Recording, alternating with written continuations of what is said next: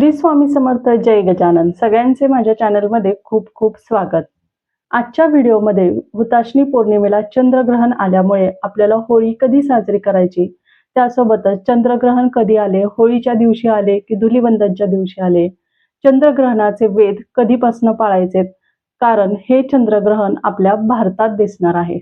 गर्भवती स्त्रियांनी, वृद्ध व्यक्तींनी, आजारी व्यक्तींनी आणि लहान मुलांसाठी वेदाचे नियम कधीपासून सुरू होणार आहेत, कारण आपल्यासाठी आणि त्यांच्यासाठी वेदाच्या नियमांचा टायमिंग हा वेगळा असतो।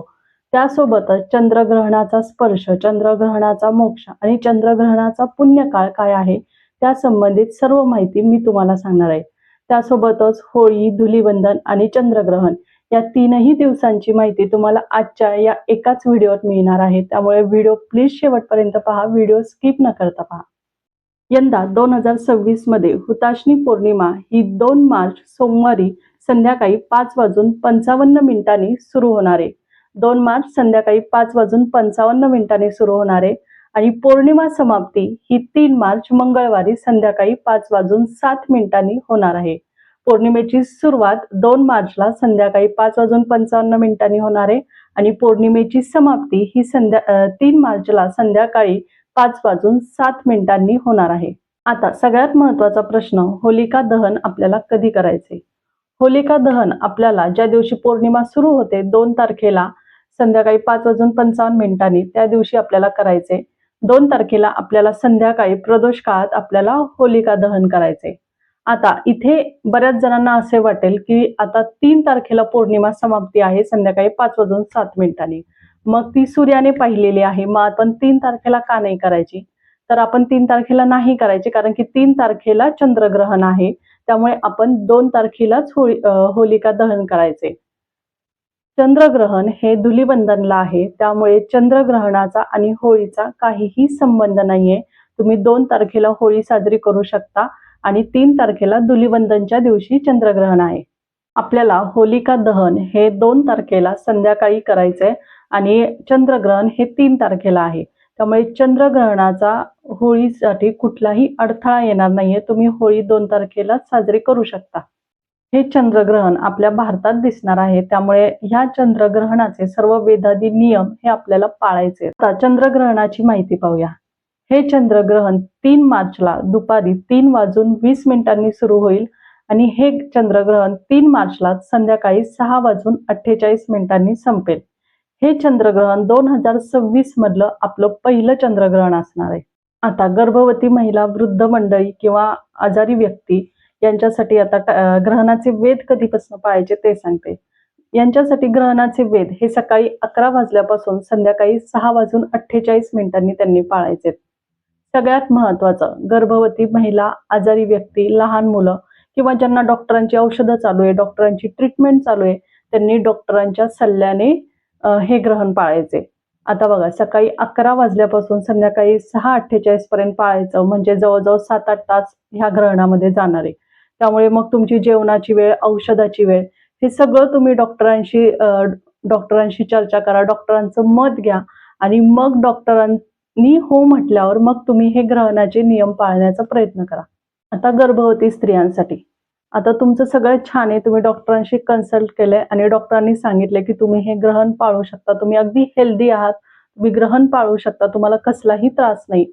मग अशा वेळेस तुम्ही हे ग्रहण कसं पाळायचं, याचे नियम कुठले पाळायचे ते मी तुम्हाला सांगते। गर्भवती स्त्रियांनी ह्या ग्रहणाचे नियम पाळताना आधी आपल्या घरात कुणी मोठी व्यक्ती असेल त्या जसं सांगतील तसं तुम्ही करा। तुमची आई असेल, तुमच्या सासूबाई असतील, मावशी, आत्या, जे कोणी असेल त्या जसं सांगतील तसं तुम्ही करा। आता मी तुमच्यासोबत जे शेअर करते ते मला माझ्या प्रेग्नन्सीच्या वेळेस माझ्या आईने, माझ्या सासूबाईंनी जे सांगितलं होतं ते मी तुम्हाला सांगते। आता कुठल्या गोष्टी करायच्या नाही हे त्यांनी मला जे सांगितलं होतं मी आता ते तुम्हाला सांगते। पायाची आडी घालून बसायची नाही, बोटं मोडायची नाही। आपल्याला कधी कधी बसल्या बसल्या असं करायची सवय असते, तर ते फक्त लक्षात ठेवायचं की बोटं मोडायची नाही, वेणी स्वतःची घालू नका, दुसऱ्या कोणाचेही केस विंचरू नका। त्यासोबतच हे ग्रहण पाहायचं नाहीये, त्यासोबत झोपायचं नाहीये, चाकूने, सुरीने, विळीने काही चिरायला जाऊ नका, त्यासोबत सुई दोऱ्याने काही शिवू नका, कात्रीने काही कापू नका, किचनमध्ये काही काम करायला जाऊ नका। हे ग्रहण काळ आहे तोपर्यंत ह्या गोष्टी तरी तुम्ही पाळल्या पाहिजेत, ह्या गोष्टी तुम्ही करू नका। अर्थात आता इथे एक प्रश्न असा येतो, की काही जण असा पण विचार करतील, की हां, आता ही अंधश्रद्धा आहे, याचं वगैरे काही नसतं असं काही. पण आता हे तुमच्या याच्यावर राहिलं बरं का. हे तुम्हाला पाळायचे नाही पाळायचे, ही गोष्ट तुमच्या याच्यावर राहिली. मी असं म्हणत नाही, की तुम्ही पाळा किंवा पाळू नका. मी फक्त तुम्हाला माहिती सांगायचं काम केलंय, कारण की मी ह्या गोष्टी पाळल्या होत्या. म्हणून मी हे तुमच्यासोबत शेअर केलं. ही पूर्ण तुमची इच्छेवर राहिलं, की तुम्हाला हे पाळायचंय किंवा नाही पाळायचंय.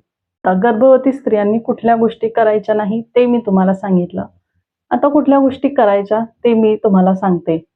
तुम्ही चालू फिरू शकता, घरातल्या घरात चकरा मारू शकता, तुम्ही सोफ्यावर बसू शकता, खुर्चीवर बसू शकता. तुम्हाला जिथं रिलॅक्स वाटतं, जिथं आरामदायक वाटतं, तिथे तुम्ही बसू शकता.